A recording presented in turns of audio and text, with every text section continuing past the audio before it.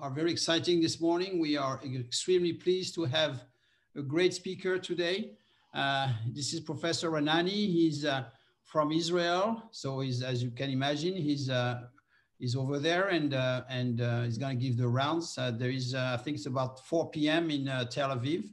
So Dr. Raanani is a good friend of Canada and the Heart Institute in particular. He's a specialist, very highly regarded worldwide in the field of cardiac surgery and percutaneous valve therapies.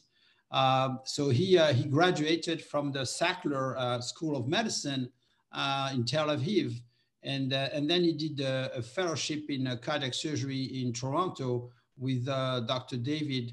And I remember Dr. David telling me how a fantastic surgeon and researcher Ehud was, and so anyway, he was was an amazing person, and then he specialized definitely in surgical repair of valves, of thoracic aneurysm, and really this is his field of expertise, the heart valves.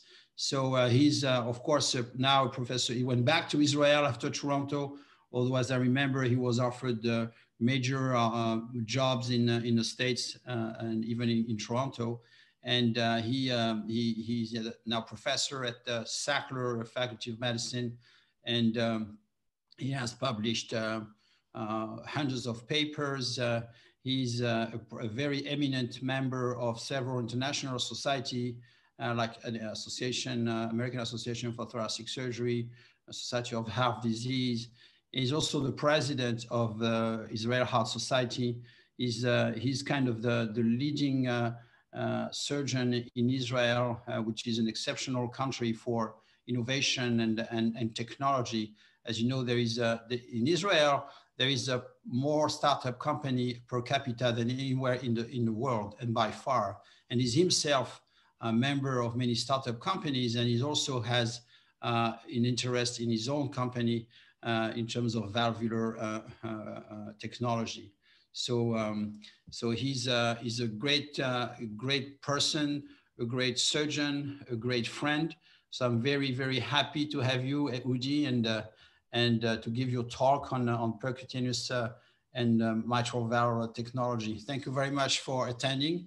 And I hope everything well in Israel. You were telling me that the vaccination program is doing well. And so thanks again, Dr. Raanani, for attending the Keon lecture, which, as you know, is one of the most important lectures of the Heart Institute that we run every year. Thank you. Thank you very much, dear Thierry. Do you hear me? I'm okay? Yes. Okay, very good. So you first invited me, it was a year ago before the COVID, and you said, well, in 2021, you come to Ottawa, and I've been in Ottawa more than 20 years ago, and I hope to visit again, but life has other plans for us. But it's really exciting for me to be invited for this important meeting and for this lecture. My name is Ehud Raanani. I'm a cardiac surgeon, and I'm now the director of the Cardiothoracic and Vascular Center in Sheba Medical Center. It's really a great honor for me to talk in this type of lecture, remembering the renowned Wilbur Keon. I didn't know him myself because I stayed most of my time as a fellow in Toronto, but I know that Dr. Keon he founded the Ottawa Heart Institute in 1976, and he led a number of important surgical interventions in the 30 years where he worked in the Ottawa Heart Center, Heart Institute. And when reading about him, what kept my eyes was the fact that Dr. Keon concept that cardiology and cardiac surgery should work more closely together in the prevention and care of cardiovascular diseases. This was his vision, and I think that in the 70s and 80s, and even in the 90s, it's a very advanced vision. And I think the more the technology is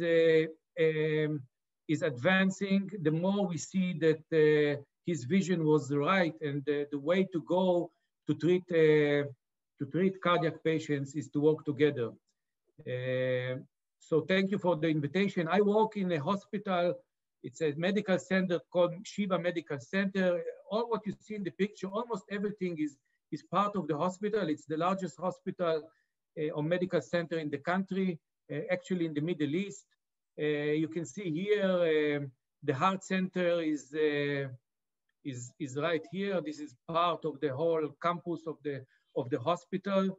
We have about close to 10,000 employees in the hospital and close to 2,000 beds. It's a large hospital, and we invest a lot of time and efforts for innovation, research, and teaching, like you do in Ottawa, probably, and I'll share some of it with you. I don't know whatever it means, but it's been the second year in a row that we are selected in the top 10 hospitals in the world, in the Newsweek. I don't know what the meaning of it is, but I thought I'll be proud and share it with you. And actually, we moved from 10th place to 9th place last year. This is how in the upper left, you can see the heart center, how it looks today.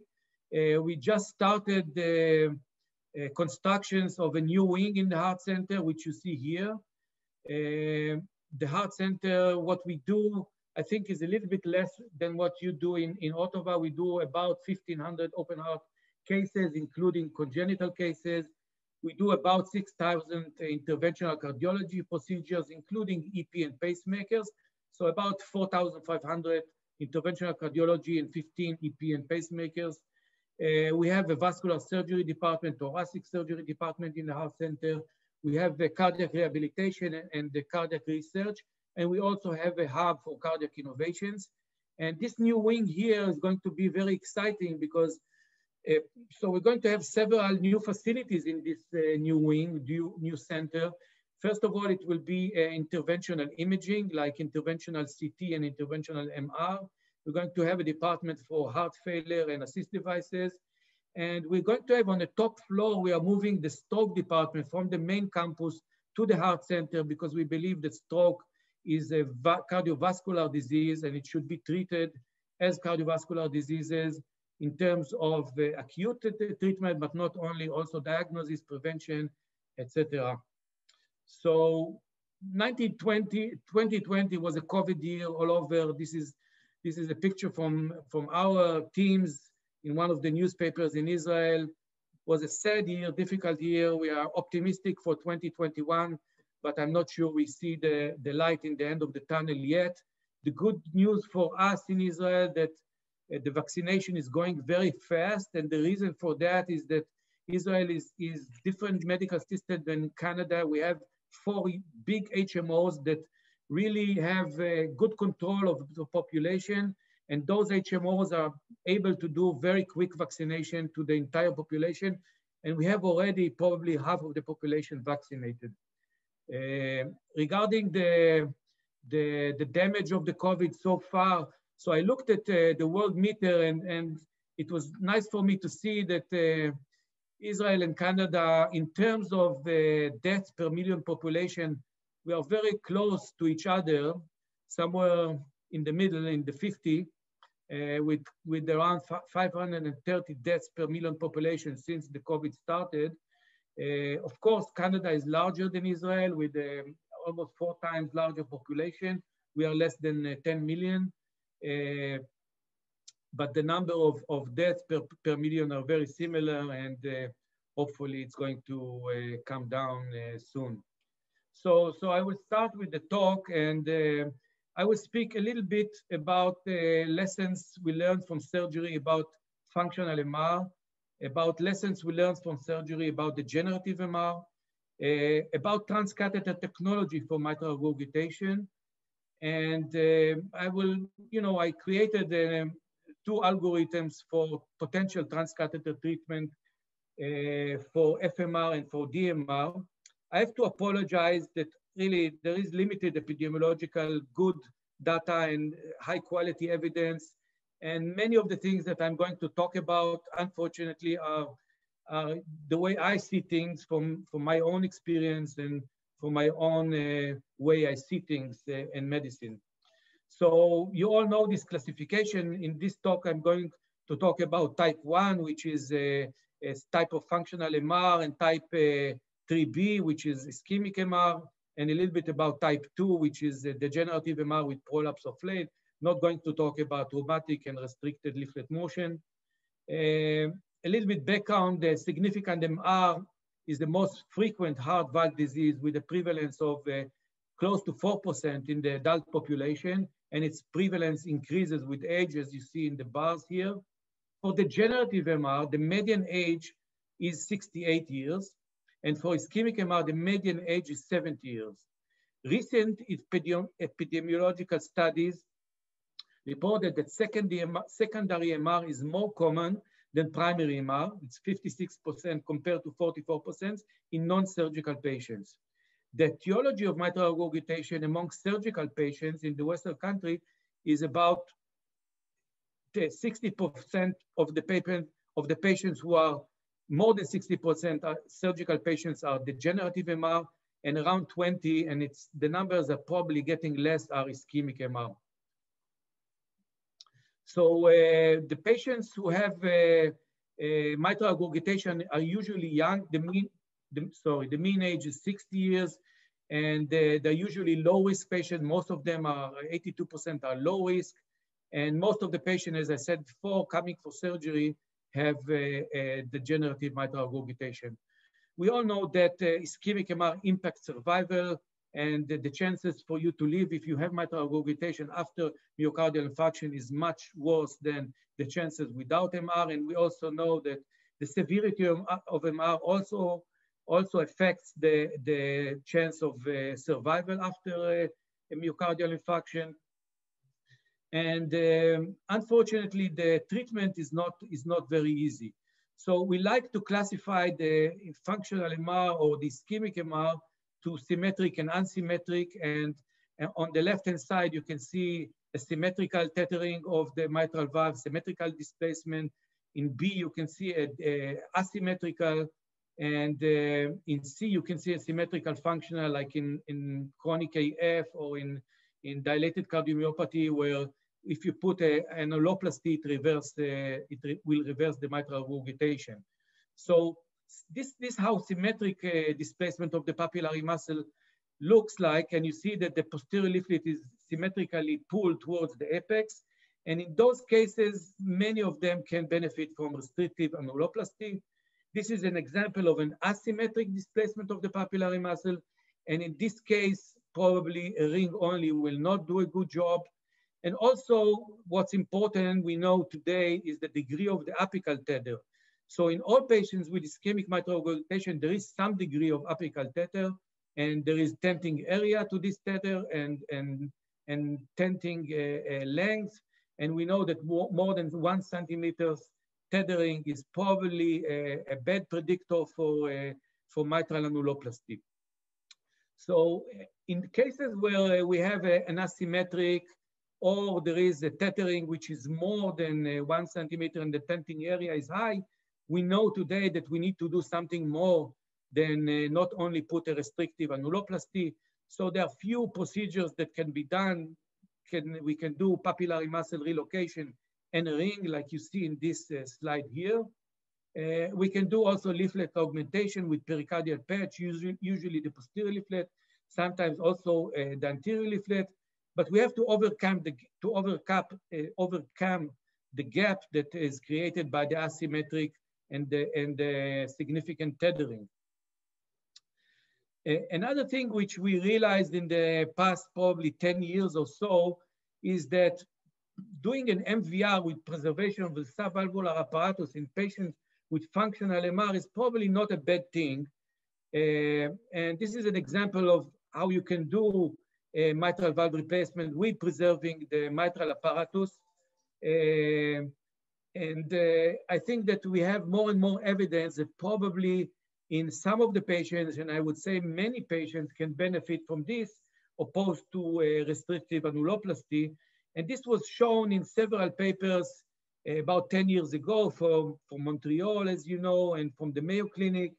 And recently, 6 years ago, also from the the famous paper from the New England Journal of Medicine, which showed that if you put mitral replacement, probably you have the benefit of less recurrent MR, and the survival is similar to annuloplasty in patients with functional MR. I don't like this paper very much because I think that the problem with randomized studies is that you take all the patients with functional MR and you give them two treatments, either annuloplasty or replacement. Many of the patients that receive annuloplasty, maybe with a better procedure that is not only annuloplasty, but papillary muscle procedure or augmentation could have better results. But anyhow, this paper is a milestone, and it is important. I like this paper that looked at the cost effectiveness of mitral valve repair versus replacement for patients with severe ischemic mitral regurgitation. The conclusion was that probably to replace the valve is more cost effective because there is less reinterventions. But they also mentioned the fact that we should try to do optimized surgical decision to the individual patients. And they have this algorithm, which I think is very correct. So in a patient with severe ischemic mitral regurgitation, which you decide to intervene, you probably have to look at the anatomy very carefully. And if the anatomy is favorable, meaning there's no large tenting area or tenting height, and the left ventricular remodeling is not so severe, so you can go to restrictive annuloplasty. But if the echocardiographic anatomy is worse, and there is high tenting area, and the left ventricular remodeling is severe, so probably better is to do either a valve replacement with the chordal sparing, either annuloplasty with subvalvular repair. So you cannot do just restrictive annuloplasty for patients with complex ischemic MR. And I think this lesson is very important for us as surgeons, and we should follow it. So I would summarize this by saying that as we know, we don't have a good solution because we are trying to do a valvular solution to a disease of the myocardium. And until we find a solution for the myocardium, probably everything we do for ischemic MR will be only palliative. So I will summarize it, and I say that surgical annuloplasty results in high recurrence rate of mitral regurgitation, 30 to 40%. The predictors of recurrent MR are tethering of more than 1 centimeters, tenting height, end-diastolic diameter of the left ventricle of more than 65 millimeter, and continuation of the negative remodeling process of the LV. Surgical chordal sparing mitral valve replacement may provide similar results as annuloplasty with less recurrent MR. And we think that Taylor approach is required. And also, I finished in that mitral repair and replacement are not optimal, they are palliative, as I said before. Regarding the generative MR, it's a little bit different stories. We all know those multiple papers, many of them from the Mayo Clinic and some other places, centers showing that survival is longer after surgical mitral valve repair compared to replacement in patients with degenerative MR. However, it is important to remember that also for degenerative MR, probably our results are not 100%. And of course, it depends on the surgeons, on the center, on the experience, and so on. But if you look only, let's say, on the Cleveland Clinic's experience, a paper that was published 10 years ago, 89% of the patients had, only 89 had less than mild MR at 2 weeks after surgery, meaning that 10% of their patients had more than mild MR after 2 weeks.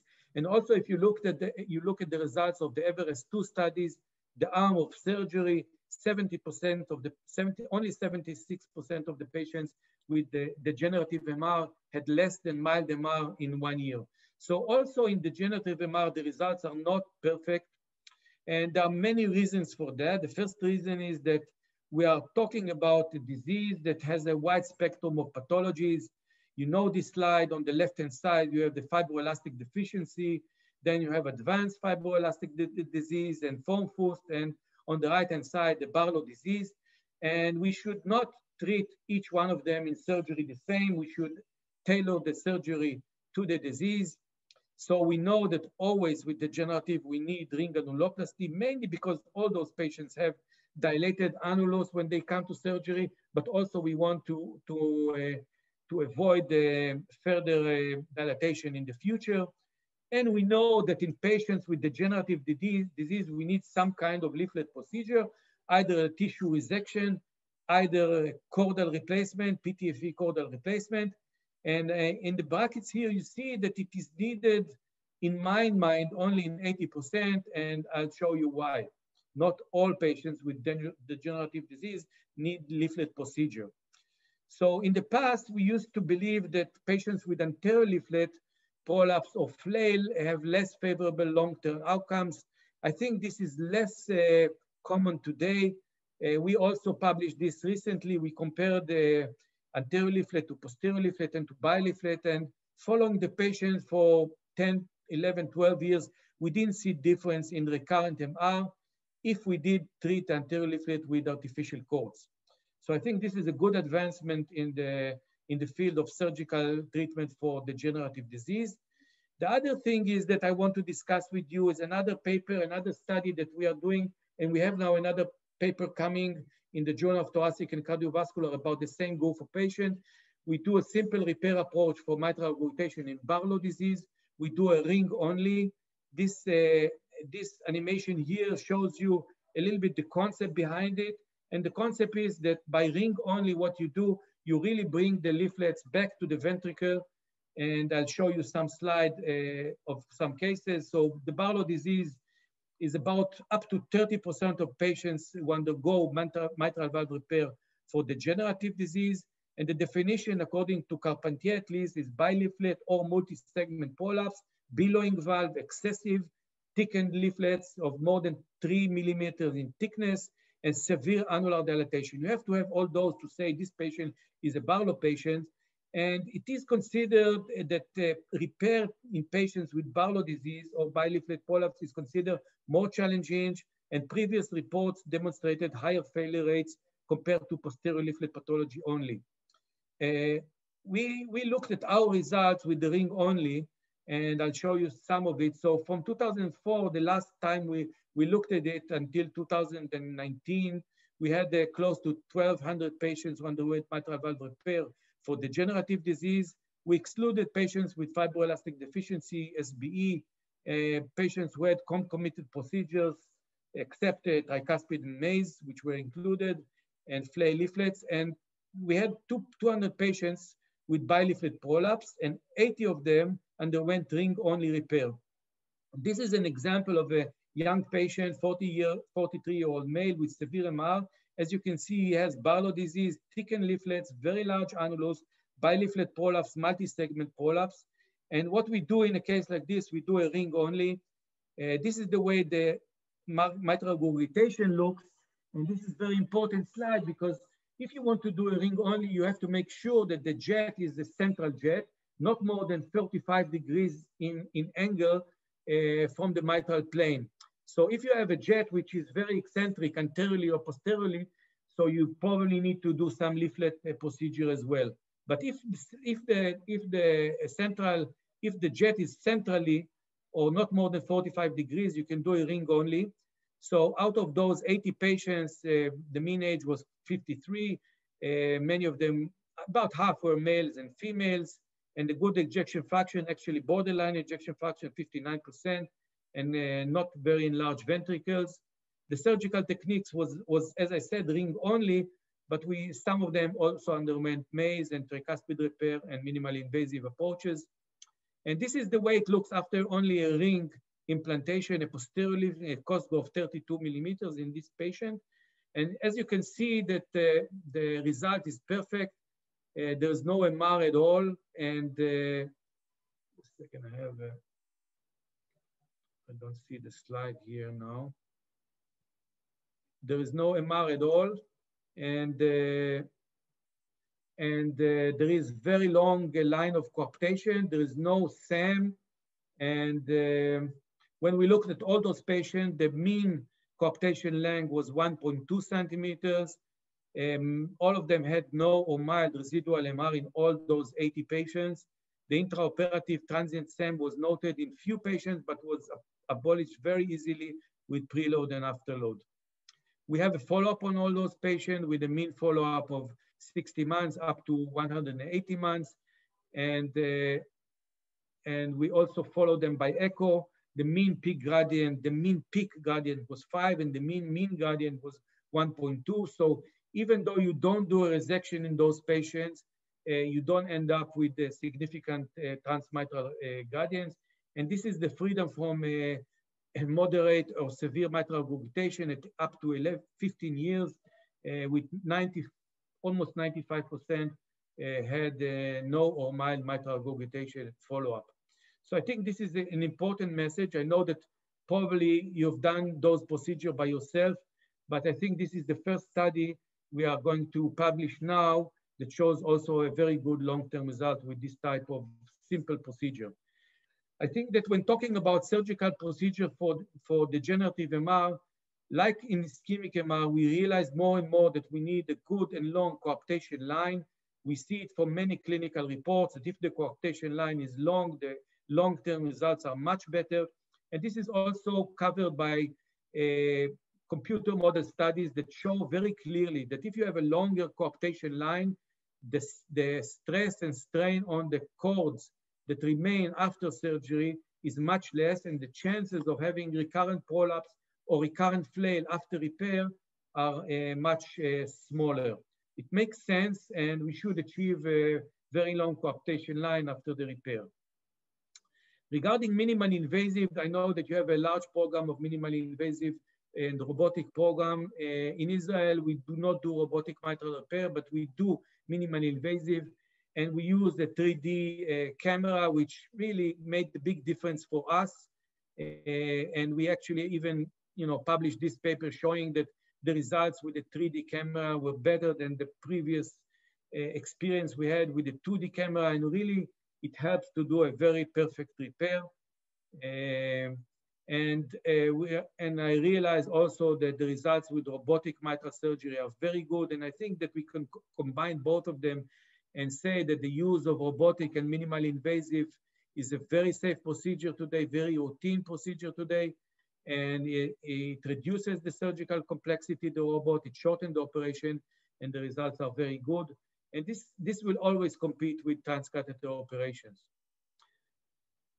There is another issue about degenerative MR that I will touch is mitral valve repair versus replacement in elderly patients.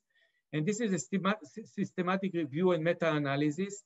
So we are sure and we know, and I think we have enough evidence to say that for young patients, it is much better to have a repair than replacement. But the question is regarding older patients above the age of 70 or 80, should we repair them or should we just replace them with a bioprosthesis? This meta-analysis shows that the short-term results with the mitral valve repair was better than mitral valve replacement. And this for me, it's a very good example that this is a selection bias. There shouldn't be a better early outcomes in repair versus replacement in degenerative MR, also in older people. So you select good people, you do repair and not replacement, then you say repair is better.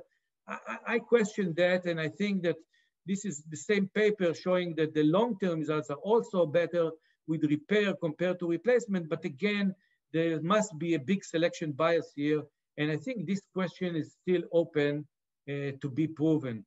So I will summarize what we learned from a surgical replacement of the repair of degenerative MR.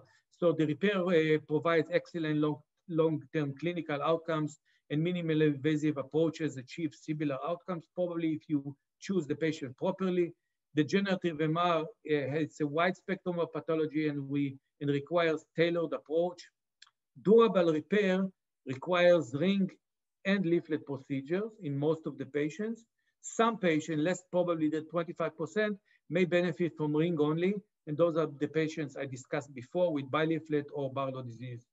Achieving long coaptation line is crucial for long-term durability, and the advantage of repair over replacement in elderly people with degenerative MR, I think is still questionable. However, we all realize that surgery is not very attractive, and patients prefer other modalities. And I always have this joke with my friend that if you tell a patient that he will need surgery, so he always will prefer to have a interventional, interventional cardiology procedure, a PCI or a mitral clip. If you tell a patient that he needs interventional cardiology procedure, a PCI, so he will ask you if maybe it can be treated by pills. So the patient always wants less. And I mean, I think the technology today helps us to accept this type of notion of patients who look for better quality of life, and even in the price of less longevity. So these are the numbers. So there is a huge unmet need.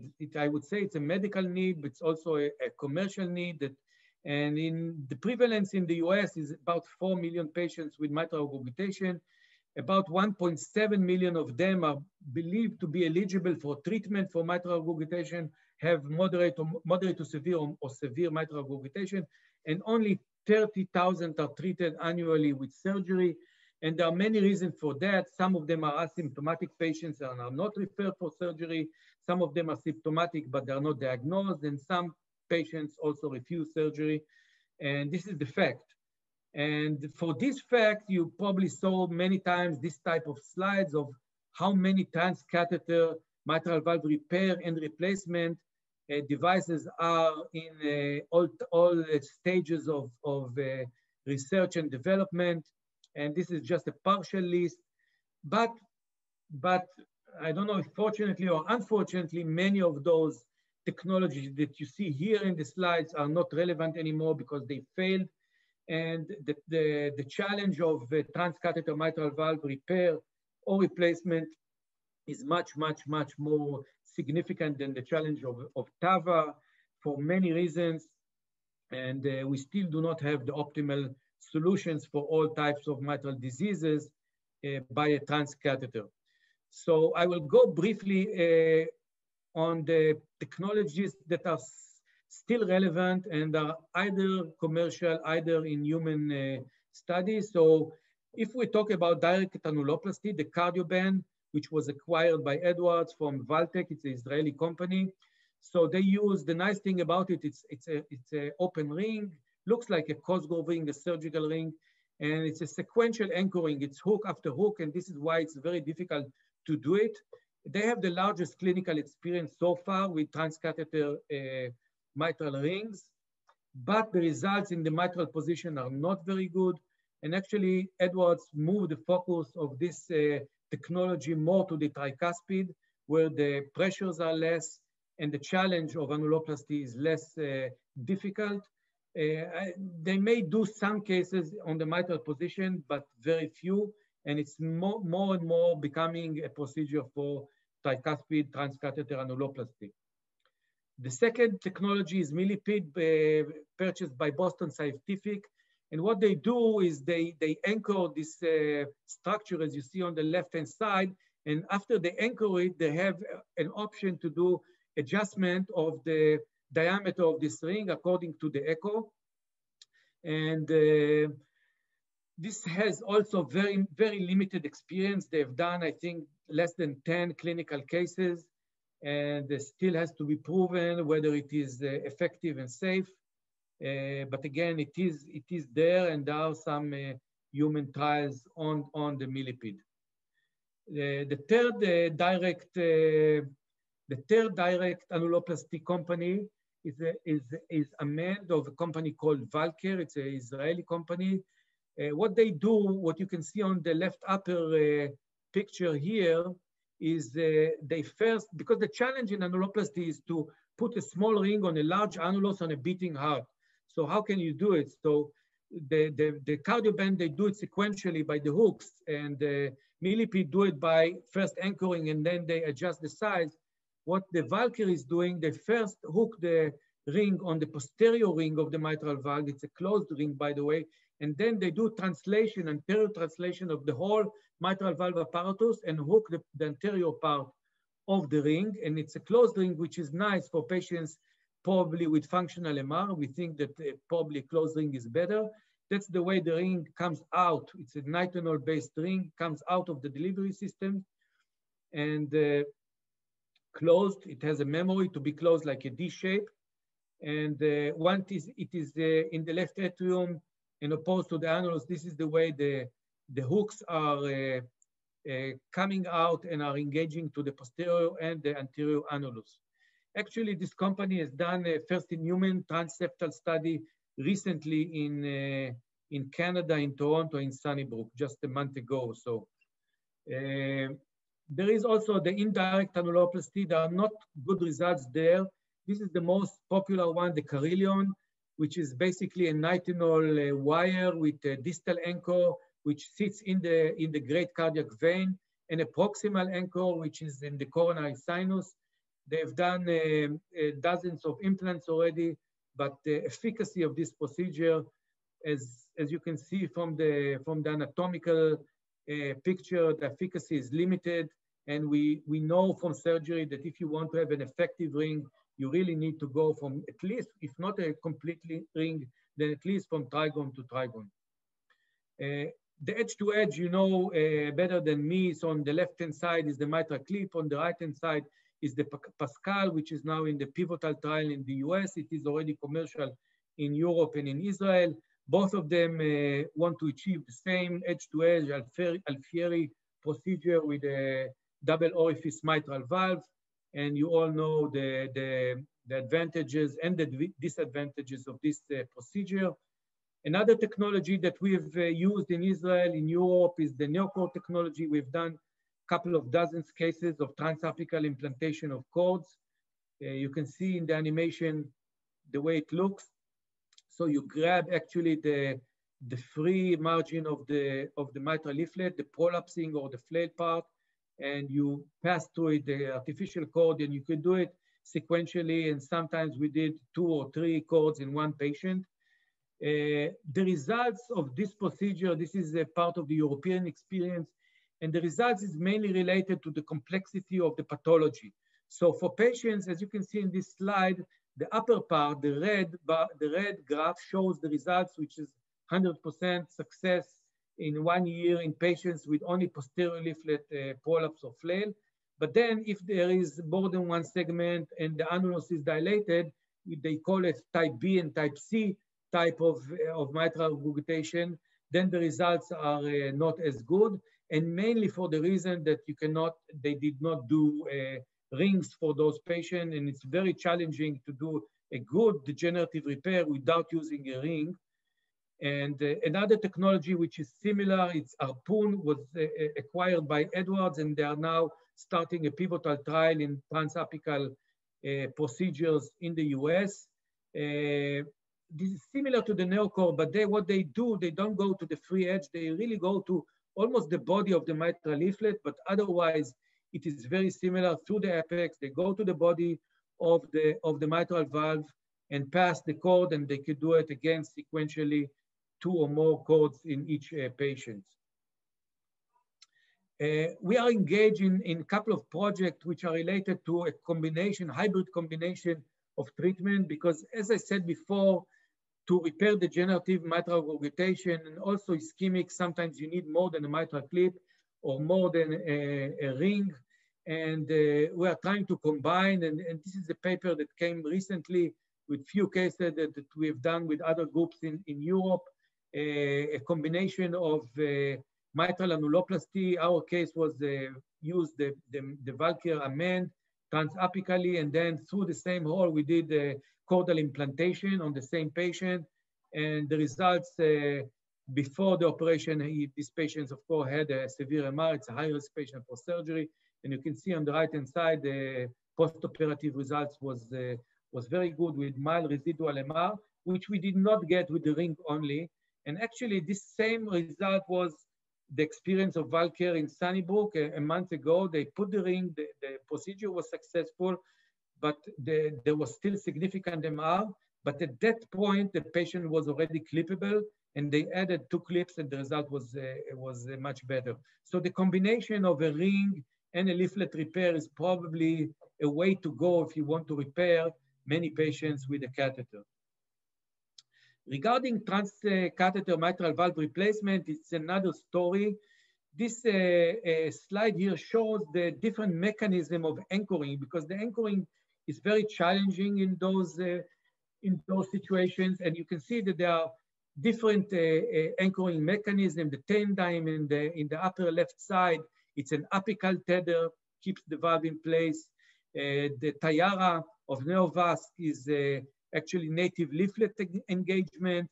The interpede of Medtronic, it's a radial force engagement. The evoke of Edwards is mitral annulus clamping. And this is High Life, which is doing an external anchor, or the Keon, which is already out of the study. Actually, they stopped the project.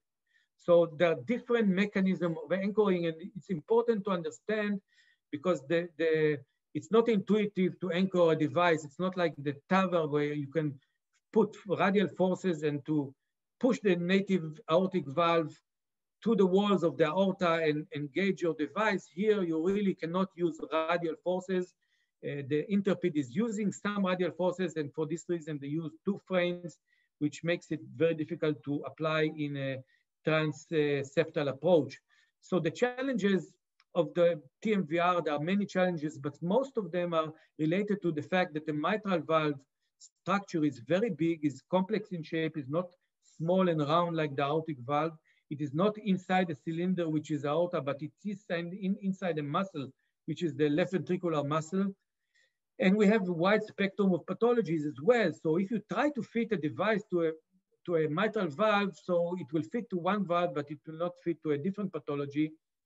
And this is one problem. And the other problem is that if you want to cover this large orifice of the mitral valve, you need a large device.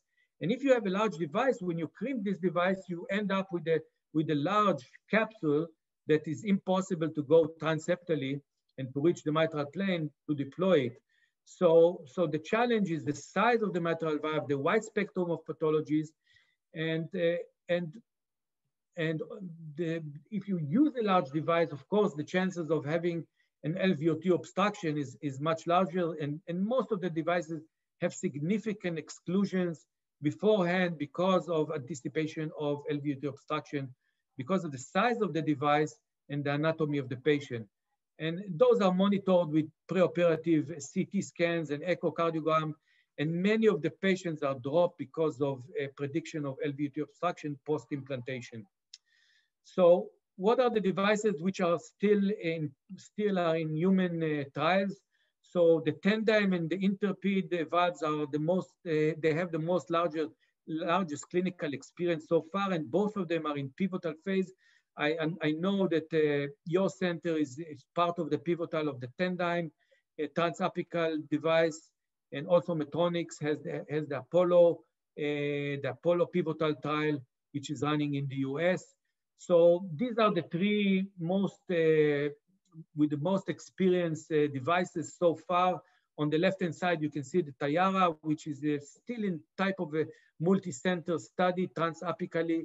The interpede, which is works by a radial force and has 2 frames, and the tendine of Abbott with the apical tether.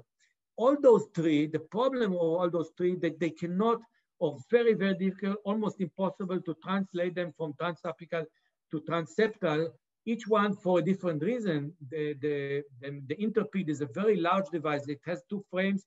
When you crimp this device, it's very wide and very long and very difficult to deliver it transseptally. The tendine, of course, it has to be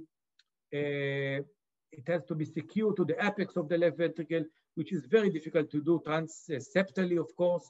And I believe that those technologies will stay transapical for very minor selected population. Another company goes also transapical is the Alta valve of 4C Medical. They've done few cases transapically, and it's a supraannular device, and I don't see how this device is going to become a transseptal procedure. For the transseptal approach, it's a different challenge. You need a much smaller device, a small capsule to deliver. There are actually only 4 transseptal TMVR devices which are in early feasibility trials. the Evoke by Edwards, the M3, the M3 by Edwards, CardioValve is an Israeli company, and High Life. So the Evoke, as I said, it's an anchoring device to the annulus of the mitral valve.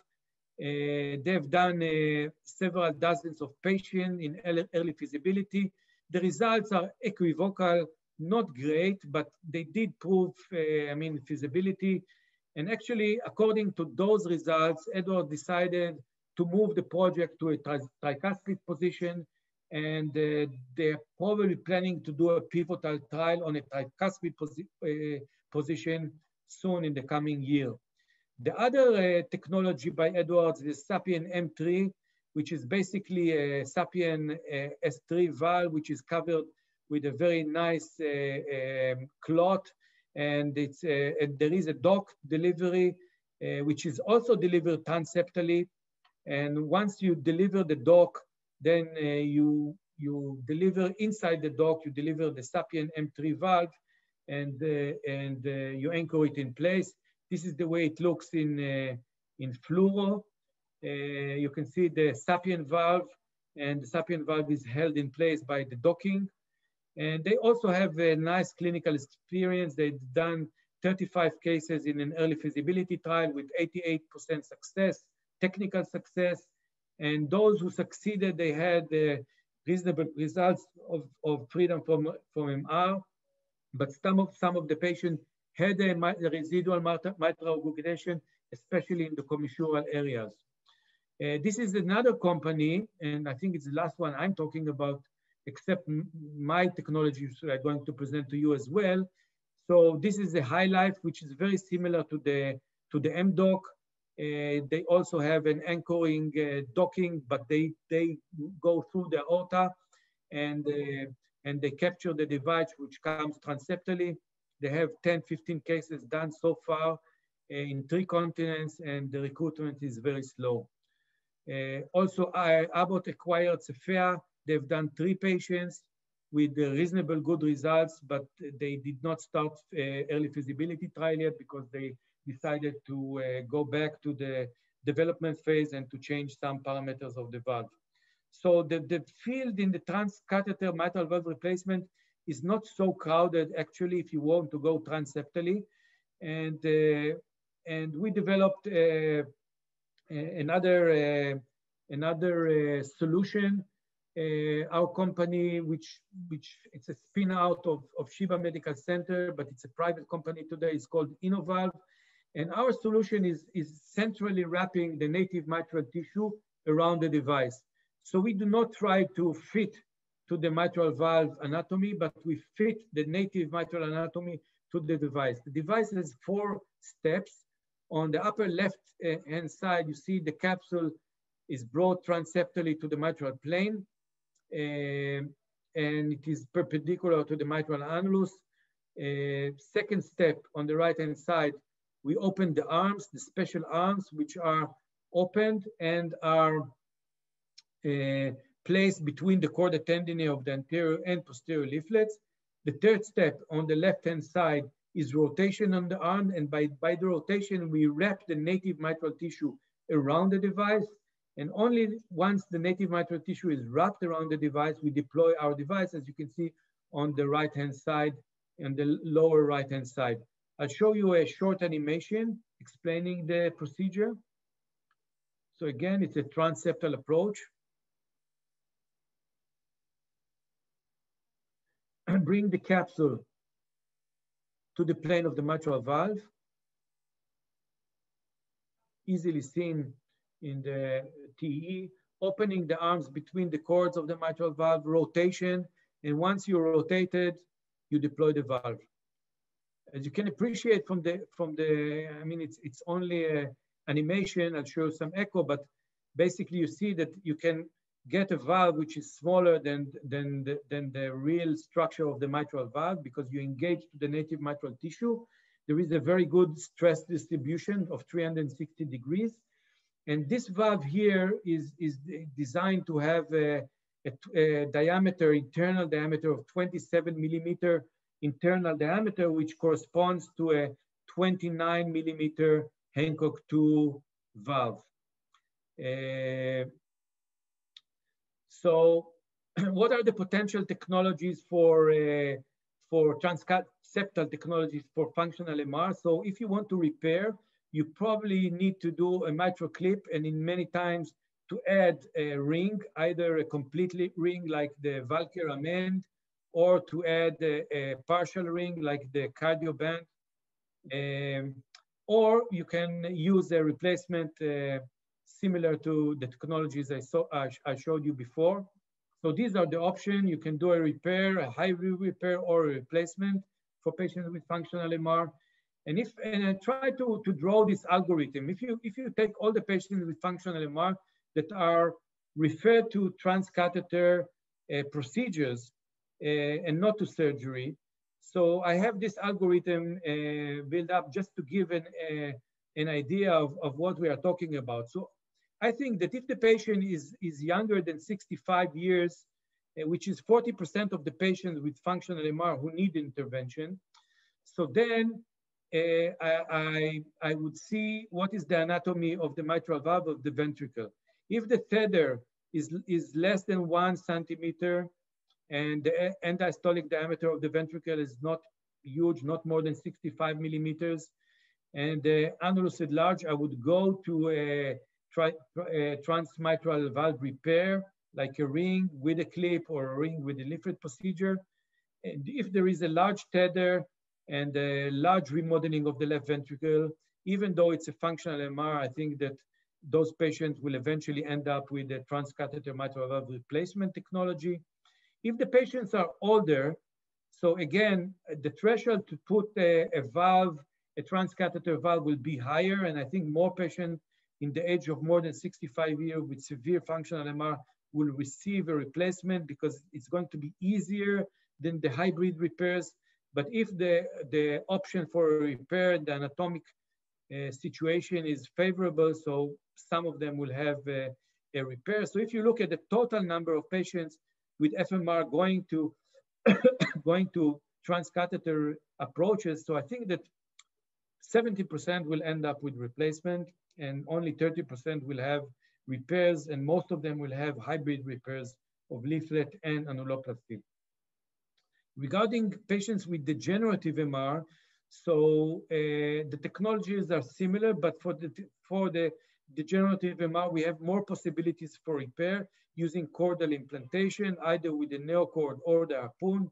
Hopefully someday they will come also transseptally. Today they are not, and it's not easy to engage them to the apex transseptally, but I think it is possible. But these are the repair options. So most of the patients with degenerative will need a combination of a transseptal ring implantation and probably a chordal implantation or maybe a mitral clip. And of course, there is the option of replacement like for a functional MR, TMVR. And for those patients, the algorithm is a little bit different. In this group of patients, we have about 10% of those patients who have, I would not say severe MAC, but significant MAC. And those patients probably can benefit from TMVR replacement. We know already today that some of those devices we spoke before, the Tendyne and the Interped, are probably good procedure for patients with severe MAC. But if they do not have MAC, so if they are younger than 70 years old, so we would go more for transcatheter mitral repair procedures, which are using ring only maybe, or ring with cords. And if the patients are older than 70 years old, and we have a good transcatheter mitral replacement device, I think some of them, especially those that are older than 75, older than 80, probably can benefit from replacement. And only the really young biologically can also undergo repair. So this is again the way I see the future in this field here. I think I'm done here. I will summarize with this slide. So for functional MR, the pathology is not valvular, and therefore the solution is suboptimal and palliative. Annuloplasty is associated with significant recurrence rate. Mitral clip works in subgroup of patients and with significant residual MR rates, and only in some of the patients. chordal sparing tricuspid mitral replacement technology may offer the best solution for patients with functional MR. For the generative MR, elderly patients and patients with MAC may enjoy TMVR replacement. However, for the rest, transcatheter technology will have to compete with excellent surgical results and provide safe and effective combination repair procedures. I want really to thank you for the opportunity. I will be happy to answer questions. I want also to share with you my hope that Ottawa Heart Institute will be one of the first institutions to implant our InnoValve device. I discussed with Dr. Mestana and with Dr. Chen, and I'd be happy to discuss, of course, with the rest of the team, the interventional cardiologists who need to like it and to adopt it. So I'm ready for Q&A. Okay. Thank you very much, Udi. That was a fantastic talk. And thank you for making your introduction and talking about Dr. Keon, and thank you for your overview. I think it's a very interesting presentation, and it's hard to do all of that in such a little time. I had one question related to mitral neurocalcification, which I think you kind of answered. It was like, the question was from Dr. Wilgaz. He said about this mitral neurocalcification, how do you factor in in your treatment of choice? So when you have MAC, basically, does it change your technique? Or I think you kind of answered that a little bit. Yes, I will just mention that you know, MAC is very bad for some of the technologies, and it's very good for others. So Tendyne and Interpret, they're very large device. They have an atrial flange which covers the atrial part, and by design, because of the size and because of the flange, they provide very good results. I mean, not very good, but good results for patients with MAC. So I still think that if it's a young patient with MAC, I would offer surgery. But if he's old and high risk, I think we have a good solution today. Let's say our technology is not good for MAC because we need to bring the native tissue to the center. So if you have a rigid annulus, then you really cannot do this procedure and bring and wrap the native tissue around. So those patients probably will be excluded from our study at least. So I have personally one question for you, a more general question. And as we anticipated, very few patients are sent to surgery for functional mitral regurgitation. So now we could see, unless there is another thing to do, like bypass operation, did this technology of like clip or whatever else you want to do percutaneously, did that change the way you approach in your center the patient with like severe coronary artery disease and functional mitral regurgitation? Are you doing a combination of clip and PCI or minimally invasive coronary surgery and try to reduce the big multiple bypass and annuloplasty ring, which may be very efficient, but much more difficult for patients? Did that change you? How do you deal with this in your center?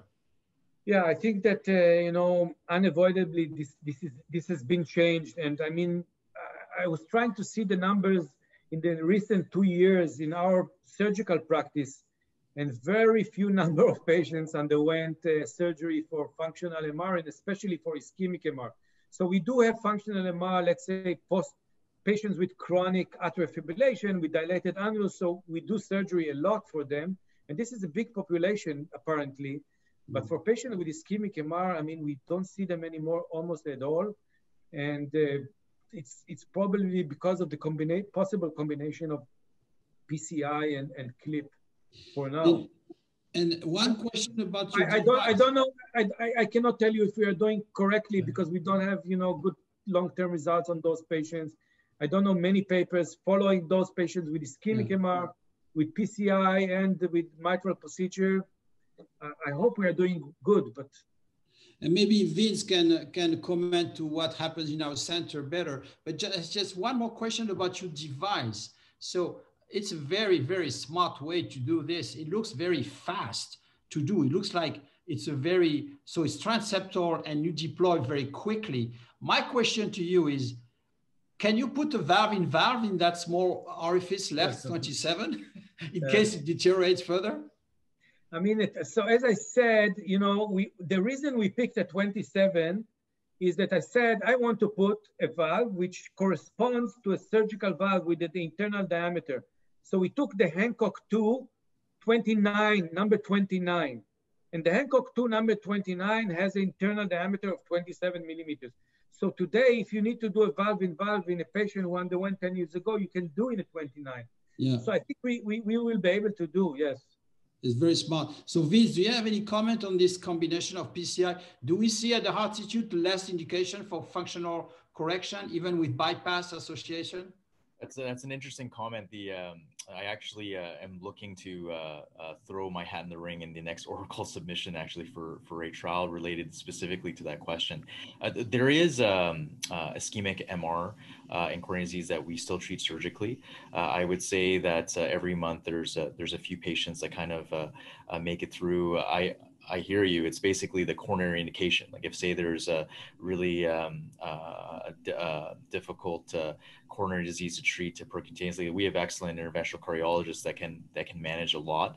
But certainly I think that in the population of patients with FMR and coronary disease, I mean, although it's fun surgery to do, I mean, I think that those kinds of patients can benefit the most by not doing surgery. I really liked your talk, Dr. Raanani, and I know that even the last part with the algorithm, I found that to be very, very interesting. One of the things that I took from your talk was the ability to use multiple percutaneous technologies to treat DMR. And I just wanted to get your thoughts. I know it was just that slide, but it's tricky sometimes, I think, because you want to treat the annulus and you treat the leaflet. How does this fit into your decision making? Because I suspect it's fairly nuanced. I guess you do the annuloplasty first percutaneously, and then you do the leaflet repair. Is it like surgery then? So it can go vice versa, Vincent. First of all, if it's a patient that we believe is good for mitral clip, so we'll undergo a mitral clip, but sometimes the results are suboptimal, and then we'll add a ring. I mean, we did few cases, it's not big numbers, but this is the way we think. There are some patients that we know in advance that they are not good for clip, they are not clippable. Still, you know, they are in heart failure, they are not suitable for surgery. So we'll put a ring, and if the result will not be optimal, then they can become clippable. And so it can come from both sides. It also depends on the diameter of the mitral valve. So if you start with a huge mitral valve, you better put first a ring and then do whatever it needs. But if the ring, if it's an ischemic and the ring is moderate size, so you can come from both directions. So we have a couple more questions, and then we probably have to let people go. I just want to tell you there's still more than 80 participants in the session, which is great. So Dr. Vo asked you a question. So first of all, he says, thank you, Dr. Raanani. It's a great talk. And he asked, do you ever worry about SAM for transcatheter repairs, like you would do for, I guess, the mitral replacement, as you mentioned, the obstruction? And I say, and then if there is a SAM after transcatheter repair, how do you address it? So do you worry about SAM after transcatheter repair? Like, I guess, a clip or a cord? So, I mean, I didn't encounter a case like this. We don't have much experience with that, but it didn't occur. I can tell one. Mostly because the ventricles are usually the one we take for transcatheter, big ventricles and reduced function. But again, I think a clip is a very good solution in a case like this. Exactly. I mean, actually, edge-to-edge has been promoted as a technique to prevent SAM. This is how it was started first, right? Like 15 years ago, but maybe Dr. Vo don't remember that. But 15 years ago, this is how the edge-to-edge was promoted the most as a anti-SAM.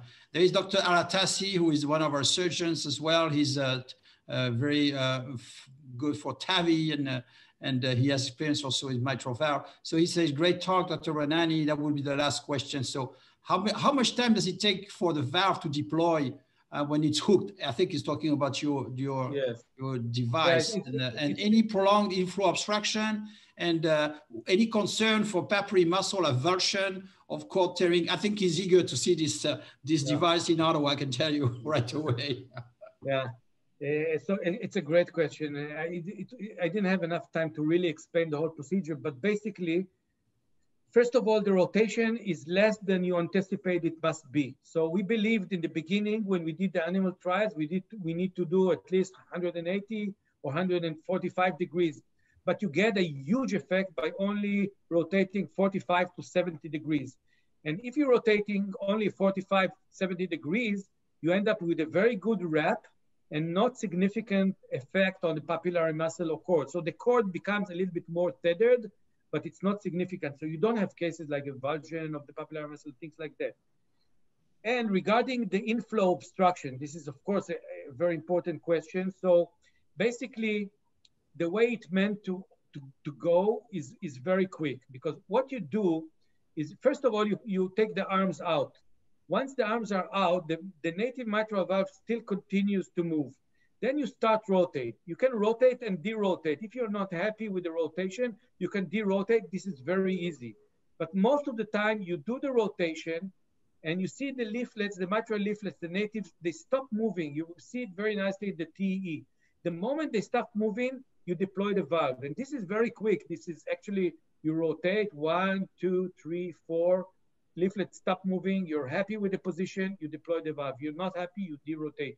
But basically, you must be happy after the first rotation, because what happens if you caught properly the posterior leaflet and the anterior leaflet, then the valve has like a self-centering mechanism, because it has to go to the center. It cannot go to either side if you're really catching both the anterior and the posterior leaflet. So it's a good question, but the inflow obstruction is very short. All right, Udi, this was a fantastic talk, and I think now we're going to stay with you for there are some a session that's going to be moderated by Dr. Chan. I thank all of you for attending this wonderful round. This is great. This is how technology brings us to friends back in Israel. This is a great country for research. As I said, the #1 country in the world for startup. I can tell you, I visited Dr. Raanani's center. He has his office and right on the same floor as his startup company. And just the floor below, this is the OR, and the floor above, it's the ward. So he can go from his engineers to his OR and then to see his patients without much walking, all in the same place. And I think this is a model that the Institute actually can have. And actually we're getting into these directions. So thank you all for these grand rounds, and please